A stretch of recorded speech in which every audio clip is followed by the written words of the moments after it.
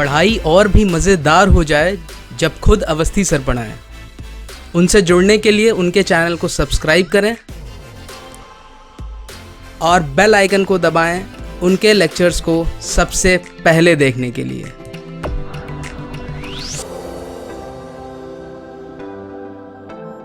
Hello students, welcome back to the next lecture of network analysis and synthesis. In the last lecture we have studied nodal analysis through a matrix approach, and in today's lecture we are going to study mesh analysis through matrix approach. As I have already told you in previous lectures as well, in case we have to find node voltages, we proceed with node analysis. In case we have to find the mesh currents, we proceed with mesh analysis. So in today's lecture we'll be dealing with the mesh currents. We'll be taking up the questions in which we have to find the mesh currents, and hence we'll be using mesh analysis. First thing first, before starting the lecture, I need to tell you that again we'll be using the Cramer's rule for solving the matrices method. I have given an overview of the Cramer's rule in the previous lecture, and I hope by now you all have understood how to solve the equations through Cramer's rule and by using the scientific calculator. Fine. So let's start with the basic concept. See, we know that in case we have to find the values, V is equal to IR. This is the basic formula that we'll be using. Now, since I will be 1 upon R into V, fine. This can be written as R inverse into V. So, in case I write this equation in the matrix form, I should rather write I is the inverse matrix of resistance into V. Fine. Now here, this I is unknown. This is what we have to find. These node voltages I'll be writing in the equation, and this is the inverse matrix for the resistances. Now let's see how this R matrix will be formed. It will be having RII or RJJ. These terms RII and RJJ are similar to the III and IJJ terms, yeah, VII, VJJ terms that we had, yeah, GII, this GII and GJJ terms that we discussed in the last lecture. They will be positive, and likewise RIJ or RJI, these terms will be negative. Fine. One more rule that is followed: in case I encounter a voltage source like this, say its value is V, and I am moving this way, means this is the direction of the current. If the potential increases, this rule is very important. If the potential increases in the direction of current, that's important. If the potential increases in the direction of current, then I'll be taking this as plus V. Fine. While writing the matrix equations, I'll be writing it as plus V. In case the potential decreases, I'll be writing minus V. Matlab, if this is how I encounter a voltage source and this is how I am moving, so यहाँ पर I'll be taking it as plus V in my matrix equation, and यहाँ पर I'll be taking it as minus V in my matrix equation. So this rule has to be properly understood. Fine. See, this rule follows the basic convention that I have told you in KVL. हमने KVL भी ऐसे ही पढ़ा था. In the direction of the current, if the potential increases, we have taken it as positive. In the direction of the current, if the potential decreases, we have taken it negative. So we'll be following the same very approach here also. Fine. Baki R matrix, this R matrix will be exactly similar to the G matrix that we have studied in the previous class. For better understanding, let's take up a question that will help you understand the concept in a better way. Let's see a question. I mean to say, let's analyze the process through a circuit. This is the circuit that we'll be analyzing. Fine. Chaliye. First of all, what we need to find is the currents I1, I2 and I3. Clear? Chaliye, let's start. I have numbered the meshes as this is mesh 1, this is mesh 2 and this is mesh 3. Fine. My equation will be V is equal to IR या R into I is equal to V. This is how I'm going to write the equations. यहाँ पर first of all I'm writing the basic formula. This will be R11, R12, R13, R21, R22, R23, R31, R32, R33. Then I'm going to write my unknown values that I have to find. These are I1, I2 and I3. And finally, I'm going to write the voltages that are present at every mesh. Fine, this is my basic equation. Now I have to put the values of each and every term. Let's start. First of all, R11. R11 means the total resistance in mesh 1. I have to add all the resistances that are present in mesh 1. So see, in mesh 1, I have got 3 resistances. One is this 50 ohm is present in mesh 1. This 100 ohm is present and this 40 ohm is present. So in case while I will be writing the matrices for the mesh 1, my total resistance will be 100 plus 50 plus 40. So this will be 190. So R11 is 190. Now I have to write R12.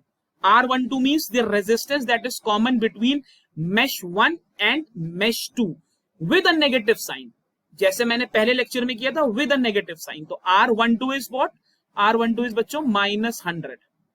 Now R13, the resistance that is common between mesh 1 and mesh 3. So resistance is minus 50. Fine. Likewise, I'll be writing all the values. R21. R21 will again be minus 100. R22. R22 means all the resistances in second mesh. So in second mesh, I have got 2 resistance, this 100 ohm and this 50 ohm, right? And this 30 ohm is also present. So overall, it will be this will be 180. Fine. This will be plus. And then R23. R23 means the common resistance between mesh 2 and mesh 3. This will again be minus 50. Right. Now R31. R31 will again be minus 50. R32. R32 will again be minus 50. And R33. R33. This R33 has to be the total resistance that is present in the third mesh. So R33 will be 50 plus 50 plus 60. That is 100 plus 60. So R33 will be 100 plus 60. That is 160. And this has to be positive. Fine. This R33 has to be positive. 160. Right. Next, I have got I1, I2, I3. So I'll be writing by these are the unknown values. So I'll be replicating them as they are I1, I2, I3. Fine. Next, I have now this step is the most important one. I have to write V1, V2 and V3. Now here I'll have to see if I'm getting the voltages in the direction of current or not. So first of all, let's observe mesh 1. Mesh 1 is I1. I1 is going this way and this way the potential is increasing minus to plus. So I should rather write 100. Here I will be writing 100. V2. V2 means the total potential in the second mesh. In the second mesh, the total potential is 200 volts. And if I am seeing the direction of the current, the current is this way. Current is this way. This is what the direction of the current is. So my value will again be this way only. So I'll be writing it as 200, rather 200. Fine. And the third part is mesh 3. In mesh 3, my current is going this way and this is from minus to plus. So I should write 50. Now these are my equations. These are the equations that I have to solve. Again, the value of D will be the determinant of 190 minus 100 minus 50, then minus 100, 180 and minus 50. This will be minus 50, minus 50 and 160. Determinant आप solve कर लोगे. Fine. You'll get the value of determinant D. Then you have to find D1. In case of D1, what we'll be doing? We'll be replacing this part. For D1, we'll be replacing this. We'll be replacing this part. This part with this part. By now you have done a number of questions on this, so I hope you will be able to find the values accordingly. I1 will be D1 upon D, I2 will be D2 upon D, and I3 will be D3 upon D. Fine, so this is how we'll be solving the questions. Fine. Chaliye, let's take one more question where the direction of the current and the potentials are different. This will help you understand the concept in a better way. Let's check out another question. Chaliye, this is the second question that we'll be discussing. Now in this question, the circuit is a bit complex than the circuit that we have considered in the first question. Here you have got 4, instead of 3, we have got 4 meshes. Fine. This is 1, 2, this is 3, and this is 4. Now again, the basic structure will be R11, R12, R13, R14. This way, this will be like R41, and yahan pe I'll be getting R44. This way it will be I1, I2, I3, I4, and yahan par I'll be having V1, V2, V3, V4. See, in case the direction of the current is not given in the question, you can take any arbitrary current. Whatever direction you will be taking, the values of the voltages will be compensating that direction. जैसा मैंने आपको KVL में बताया था, there is no need to worry कि मैं ऐसा ही direction लूंगा या there is nothing fixed. Now let's write the equations. First of all, R11. R11 means all the resistances in mesh 1. So I've got this 6, 3, 1. That is, I'll be getting 10. Next is R12. 1 and 2. The common part is -1. R13. R13. There is nothing common. R14. There is one element common, and that is -3. Right? Next is R21. 21. R21. That is -1. Next is R22. R22 means 8, 9, 3. 8, 9, 3 is 12. Next is R23. R23 will again be -3, and R24. There is nothing common between 2 and 4. There is nothing common. Next is R31. R31. Is there anything common between third and 1? No, there is nothing common. So this will again be 0. R32. I have to find the common element between 3 and 2. There is nothing common. There is this element is common. R32. R32, this is common. This 3 ohm is common. Fine, R32, this 3 ohm is common. So I should rather write -3. Then R33. R33 will be positive, and this will be 3 plus 2 plus 1. That is 6. Now R34. R34. The common resistance between the third and the fourth mesh is 3, 4. That is 1 ohm. So -1. -1.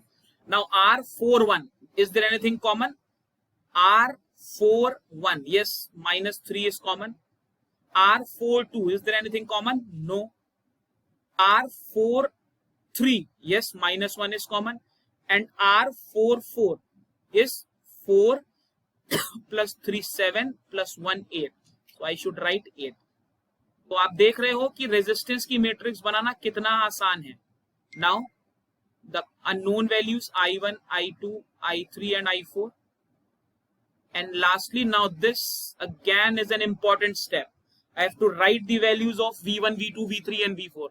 So first of all, in mesh 1, V1, so this is how my current is moving. Please make a note of it. This is how my current is moving. This is how my current is moving. And what is the polarity at the voltage? In the direction of the current, I am moving from, say, positive to negative. So there is a decrease in the potential. So I should write this as -10.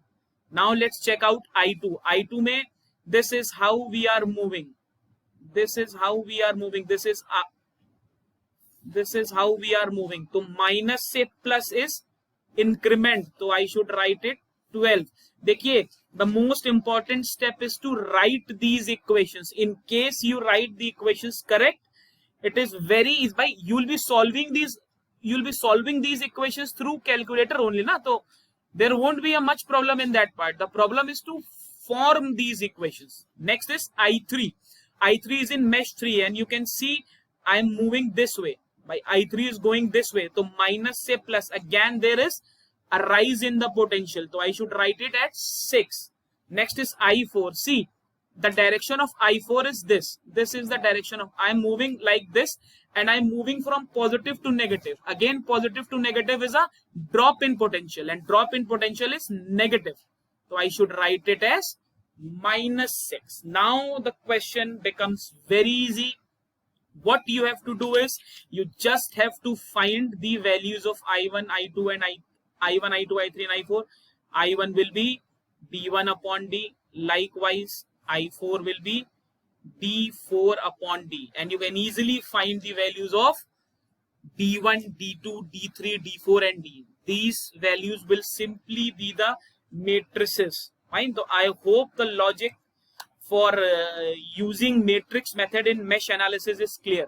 See, in your syllabus, it is strictly mentioned that we have to follow node and mesh analysis with matrix approach. Fine. So it, in case you get a normal question and you are comfortable with matrix method, so you can follow it anyways. That's not an issue for you. Fine. But make sure you know how to solve these simultaneous equations. देखिए मैं बार-बार I'm repeating in every lecture. I have been repeating the same thing. Reason being, बहुत से ऐसे बच्चे हैं जो logic जानते हैं. जो टफ पार्ट है, they do the toughest part. They form the equation. But the problem is they are not able to get the answer. In network analysis and synthesis, whether you are writing your semester examination or you are writing your gate paper, what's important? That you reach a conclusion. You reach a point where you can write the answer. Writing the correct answer is the most important thing, and you will be able to write the answer only when you will be able to solve the problem. Fine. तो ऐसा ना हो कि आप लोग कठिन चीज कर ले जाओ बट आसान चीज में गलती कर दो. तो I am again repeating, please learn how to solve these equations. Have a brief idea about Cramer's rule, and that will do wonders for you as far as the matrix or the inspection method for nodal or mesh analysis is considered. I hope the lecture was fruitful for you. I've tried my best to cover as many types of questions as possible. Both in nodal and the mesh analysis, we have discussed simpler questions with basic logic and questions with +1 level. I hope now you have understood the topic. If you find the content of the lectures worthy enough, do like the video, share it amongst your groups, and do subscribe the channel for more informative videos. Till then, stay safe and study well. Thank you.